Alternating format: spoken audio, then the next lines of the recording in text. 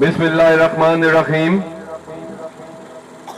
तमाम इंतजामिया, मैं हमेशा नाम नहीं लेता, अगर कोई दोस्त रह जाए तो वो फिर नाराजगी बन जाती है। तमाम इंतजामिया, तमाम मेहमान, तमाम दोस्त भाई जो यहाँ पर आए और मेरा इतनी देर से इंतजार कर रहे हैं, उनका मैं तहे दिल से शुक्रिया अदा करता हूँ इतना अच्छा सारा इंतजाम करने का और इतना पुरजोश इस्तकबाल करने का, इतना पुरजोश इस्तकबाल करने का। सही बात है कि बहुत मजा आया और बहुत ही अच्छा लगा, ये मैं कभी नहीं भूलूंगा।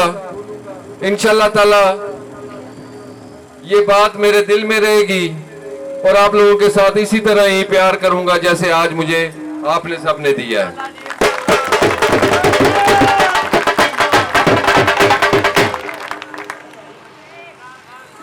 मैं थोड़ा सा पहले अपना आपको सियासी बैकग्राउंड बता दूं। राय असलम खान खरल 2 दफे MNA इस इलाके से हुए, उनका बेटा हूं। राय जाफर खान खरल MPA हुए आजाद, उनका भतीजा हूं। राय शाहजहां खरल MPA हुए, उनका भाई हूं। हम पिछले 60 साल से सियासत में हैं। 5 दफा अल्हम्दुलिल्लाह हमने पीपल्स पार्टी के प्लेटफॉर्म के ऊपर इलेक्शन जीते हैं और आवाम की खिदमत की है। मेरा सियासत में आने के कुछ मकसद हैं, इलेक्शन लड़ने के कुछ मकसद हैं जो कि मैं आपको बताऊंगा कि मैं जो यहां पर देखता हूं, हमारा इलाका जड़ावाला, तहसील जड़ावाला पंजाब की सबसे बड़ी तहसील है और 7 जिलों से बड़ी तहसील है, लेकिन हमारा इलाका इतना पीछे चला गया है कि कई तहसीलें भी हमारे से आगे हैं। हमारा इतना बड़ा रकबा है, हमारे 5 MNA लगते हैं हमारी तहसील को, लेकिन फिर भी हम पीछे हैं।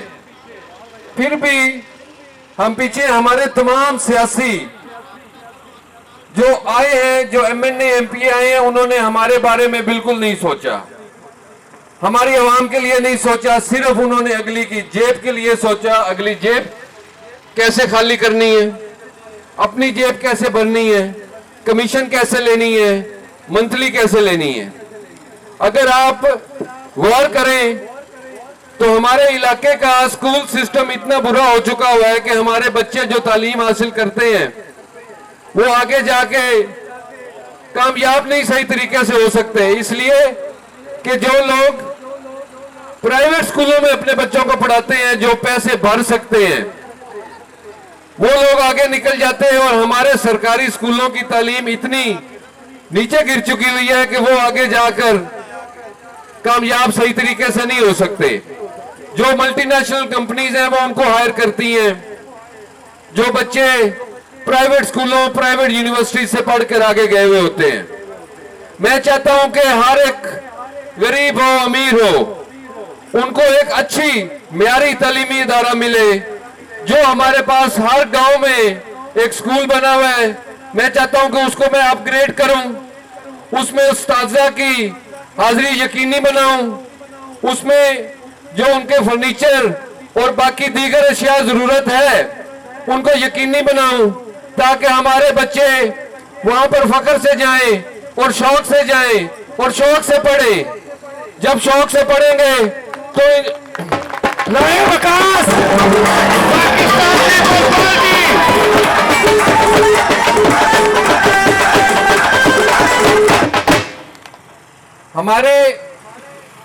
हमारे घरों में एक बहुत बड़ा मसला यह भी है कि हमारी बेटियां जब पढ़ने जाती हैं तो इन एरिया में हाई स्कूल की कमी है, लड़कियों की हाई स्कूल की कमी है। उसके बाद इस एरिया में कोई इंटर कॉलेज नहीं है। हमारी बेटियों को रिक्शों पे, वैगनों पे या कैरी डब्बों पे शहर जाना पड़ता है कॉलेज में पढ़ने के लिए, हाई स्कूल के पढ़ने के लिए। मैं चाहता हूं कि हमारे इस इलाके में ही कॉलेज हो, लड़कियों का भी लड़कों का भी, यहीं पर ही वो तालीम हासिल करें, यहीं पर ही रहें। कोई भी बच्चा किसी अजनबी जगह पे जाके ना पढ़े, किसी की बेटी भी फैसलाबाद या लाहौर जाके ना पढ़े किसी अजनबी जगह पे। आजकल के हालात के मुताबिक से मेरा सबसे बड़ा यह मिशन होगा कि मैं तालीम को फरोग दूं। अगर तालीम होगी तो खुशहाली आएगी, तालीम के बगैर कभी भी खुशहाली नहीं आएगी। हमेशा हमारे खानदान ने, मैं ये फख्र से बात करता हूं कि हमारे खानदान ने जितनी दफा भी इलेक्शन जीते हैं, कुल मिला के हमने 62 स्कूल अपने इलाके में बनाए हैं। 62 स्कूल।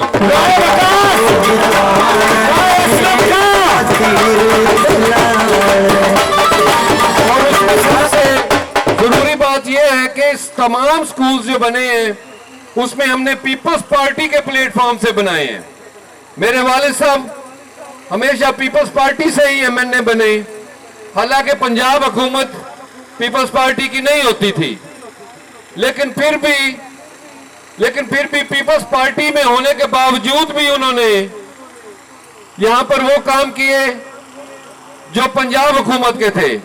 हमारी नेशनल हुकूमत होती थी, पंजाब की हुकूमत नून लीग की होती थी, लेकिन उन्होंने फिर भी यहां पे स्कूल्स बनाए। इसके साथ साथ जो हमें अगले मसले हैं, हमारे जो सेहत के मसाइल हैं, आज अगर कोई गरीब बीमार हो जाता है तो वो परेशान हो जाता है कि मैं इलाज कैसे कराऊंगा। उसको ये परेशानी हो जाती है कि मैं कैसे पैसे भरूंगा, मैं किस डॉक्टर के पास जाऊंगा। हमारी डिस्पेंसरियां, हमारे जो भी आरएचसी या बीएचक्यूज बने हुए हैं, या तो उनमें दवाइयां नहीं है या उसमें स्टाफ नहीं है। अगर स्टाफ है तो उन बेचारों के लिए रिहाइशें नहीं है, उनको दूर दूर से आना पड़ता है, और दूर दूर से जब आते हैं तो कभी धुंध होती है, तो कभी सर्दी होती है, तो कभी गर्मी होती है। उनका कोई एडमिनिस्ट्रेटर नहीं है जो वो जहां पर जाके वो चेक करे कि ये लोग आ रहे हैं या नहीं आ रहे हैं, क्या उनकी जरूरत पूरी हो रही है या नहीं हो रही है। तमाम के तमाम जो इदारे हैं वो कमीशनों पे बैठे हुए हैं। मैं ये चीज यकीनी बनाना चाहता हूं कि हर अमीर और गरीब को सेहत का निजाम मेरे इलाके में कम से कम बराबर मिले।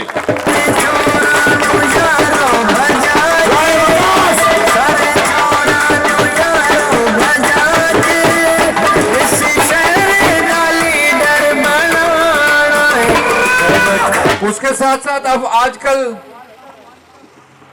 जैसे कि मैंने पहले भी मेरी वीडियोस भी कुछ चली है कि पंजाब जो है वो 50% से ज्यादा उसकी इकोनॉमी जो है वो ज़राअत पे है, और हमारा किसान ही परेशान है। हमारा किसान इतना परेशान है कि ना तो उसको खाद मिलती है, बिजली के बिल इतने आते हैं कि जैसे मर्जी बापडा का मीटर रीडर बिजली लिख के ले जाए वही बिल आ जाता है, और उसकी कोई नहीं सुनता है। ना खाद मिल रही है, ब्लैक में खाद मिल रही है। और वो ब्लैक में क्यों मिल रही है? कौन वो लोग हैं? वो यही सरमायादार लोग हैं, यही सरमायादार, ये जो टोला इकट्ठा हुआ है, ये वो लोग हैं जो ये सारे जखीरा अंदोजी करते हैं, इवन के खाद की अंदोजी करते हैं और हमारे लिए शॉर्ट कर देते हैं, और फिर ये हमारी मजबूरी होती है। अब जब खाद ही नहीं होगी तो पैदावार कैसे होगी? अगर पैदावार कम होगी तो किसको प्रॉब्लम होगी? किसान को प्रॉब्लम होगी। जब पैदावार कम होगी तो मुनाफा कम होगा, मुनाफा कम होगा तो खुशहाली नहीं आएगी। जब तक किसान खुशहाल नहीं होगा पाकिस्तान खुशहाल नहीं हो सकता।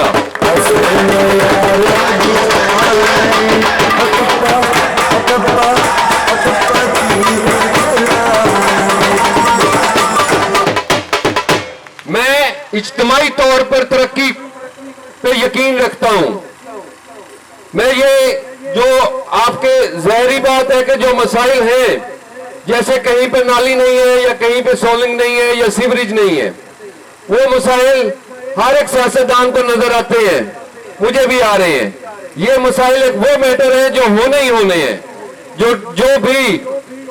जो भी ग्रांट आएगी, अल्हम्दुलिल्लाह मैं आपसे इस बात का वादा करता हूं कि अगर 100 रुपए आपके लिए आएगा तो 100 का 100 आपका पैसा, आवाम का पैसा आप पे ही लगेगा। कभी के 1 रुपया भी कमीशन नहीं लूंगा।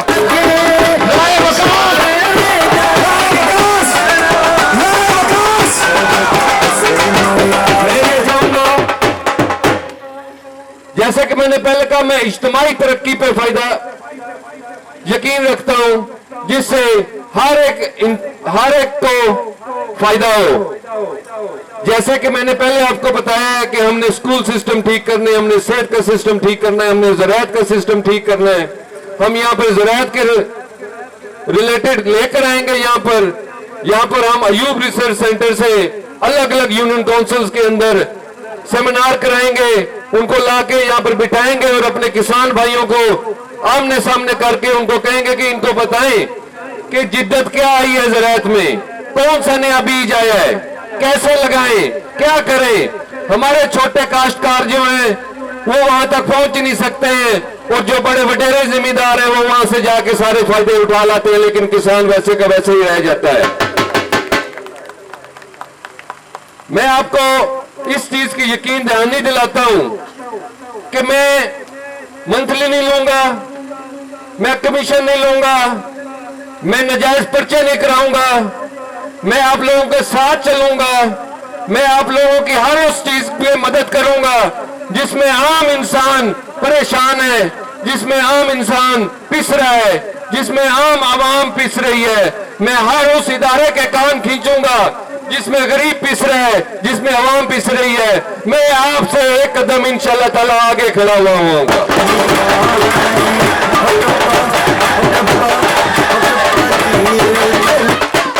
आखिर में मैं दोबारा से आपका ज्यादा वक्त नहीं लूंगा। आखिर में मैं आपका दोबारा से शुक्रिया अदा करता हूं, और मैं आपका जो आपने मुझे इस काबिल समझा कि आप मुझे वोट दें, आपका वोट मेरे पास एक इमानत होगी। और इंशाअल्लाह ताला ना हमने पहले कभी हमारे खानदान ने और ना ही मैं कभी भी आपके वोट की इमानत में खयानत नहीं करूंगा। बहुत बहुत शुक्रिया। आखिर में एक मैं नारा लगवाऊंगा, मेरे साथ मिलके तमाम भाई बच्चे दिल से अंदर से एक नारा लगाएं।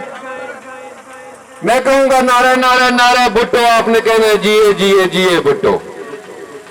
नारा नारा नारा भुट्टो, जिए जिए जिए भुट्टो।